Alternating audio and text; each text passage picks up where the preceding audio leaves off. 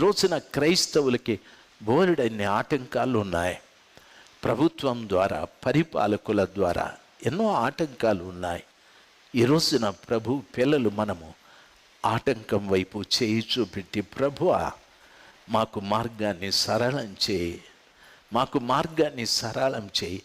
మోషే తన చేయి సముద్రం వైపు చాపినప్పుడు ఈ ప్రజలు అంటున్నారు, ఐగుప్తులో మాకు సమాధులు లేవా, ఇంత దూరం తీసుకొచ్చి ఇక్కడ చంపేస్తున్నామని ఎగురుతున్నారు, అరుస్తున్నారు, తిడుతున్నారు, సనుగుతున్నారు, గొణుగుతున్నారు, రాళ్ళు తీసుకున్నారు కొట్టడానికి. అస్సలు వారిని పట్టించుకోలేరు. ఆ వైపున శత్రు రథాలు దగ్గరికి వచ్చేస్తూ ఉన్నాయి, పట్టించుకోలేరు. తన చెయ్యి సముద్రం వైపు చాపాడు. దేవుని బిడ్డలు మనకు ఆటంకంగా ఉన్నవాని వైపు చేతులు చాపి మనం ప్రార్థించాలి.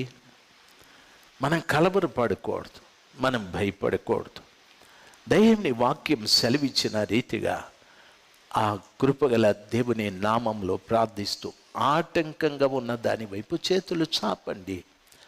దేవుడు తూర్పు గాలిని పంపి ఆటంకాన్ని తొలగించి ఆరిన నేల ఏర్పాటు చేసి వాగ్దాన భూమిలోకి సులభంగా క్షేమంగా నడవటానికి ప్రభు కృప దయచేస్తాడు.